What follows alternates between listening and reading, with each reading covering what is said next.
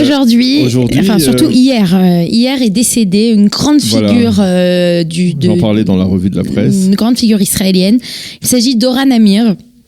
Ora Namir qui a eu de nombreuses positions assez importantes, députée travailliste, ministre, ambassadrice et surtout qui a fait énormément pour la femme, pour les droits de la femme. Et donc on va parler d'elle ce matin. Voilà, on va parler d'elle aujourd'hui sur Studio Kalita. Alors, elle est née en 1930. Elle est née en 1930 à Hadera. Ses parents, faisaient partie du mouvement Echaloutz, qui ont fait leur alia en Palestine, mandataire en 1925. Ils étaient donc des membres du kibbutz qui sont ensuite allés à Hadera. À Hadera, qu'est-ce qu'ils ont fait ? Ils se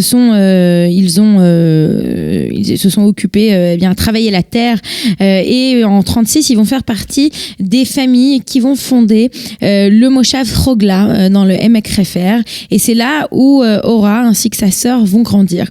Et puis elle va étudier l'éducation, et pendant la guerre d'indépendance, elle va se battre avec la 7e brigade de l'époque, qui deviendra plus tard le Chel Nashim, le corps féminin de l'armée, et elle va commencer à s'intéresser à la politique.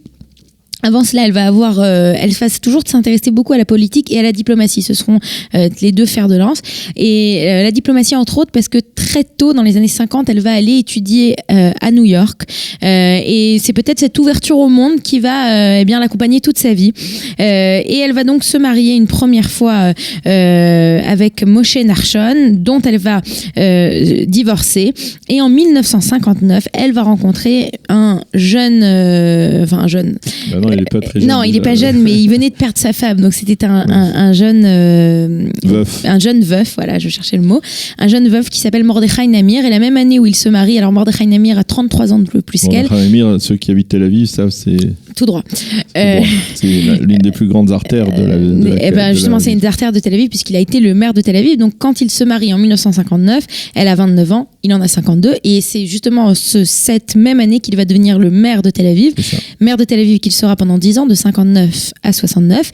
Et c'est ainsi qu'elle va aussi donc faire partie de ce monde de Tel Aviv. Et elle va, pendant cette même période, commencer à travailler pour la Histadrut. Elle va devenir l'attachée d'Israël à Moscou. Ensuite, elle va être élue à la Knesset en 1974. En 1975, Yitzhak Rabin, qui était à l'époque le Premier ministre, va lui demander d'être à la tête d'une commission pour les droits de la femme en Israël. Et à la tête de cette commission, elle va donc rédiger un rapport qui va inclure plus de 200 recommandations. Et c'est en 1978, à ce moment-là, c'est le Premier ministre Menachem Begin qui va recevoir ce rapport. Il faut dire qu'à cette époque, ce rapport était considéré comme révolutionnaire, avec toutes les idées toutes les idées qu'on pouvait y trouver, et beaucoup de ces idées justement et de ces recommandations vont être appliquées. Voilà, vont être appliquées.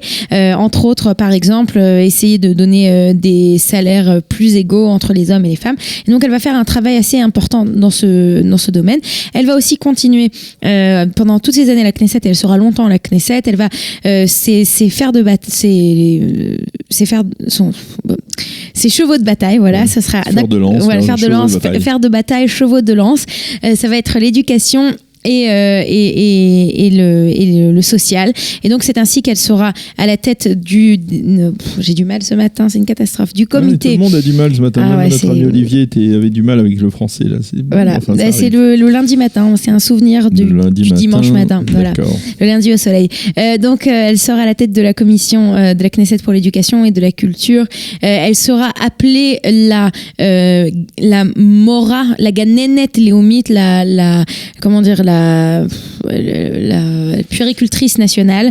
Et donc, elle va faire énormément pour l'éducation des enfants. Elle va être donc ministre de l'Environnement en 1992 pendant 5 mois, durant lesquels elle va se battre justement pour la pollution à Haïfa, qui est un sujet qui revient en particulier ces dernières semaines.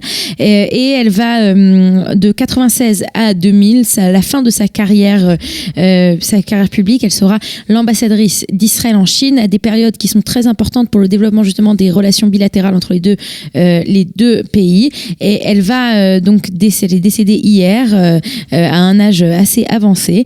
Et ce qui est important de dire, c'est que c'est véritablement une femme qui pouvait nous rappeler un petit peu Simone Veil, et par ses batailles et aussi par sa coiffure. Oui. Et donc c'était de Oran Amir. La comparaison est intéressante. Voilà. Je suis contente, je vous ai réveillé à la fin de mon... Non, j'étais tout à fait réveillé. Merci beaucoup, Eliana. Vous aimez l'histoire juive ? Retrouvez Liana Gurfinkel dans Un jour notre histoire sur Studio Kalita. C'est tous les matins pour découvrir ensemble les événements et les personnages qui ont fait notre histoire.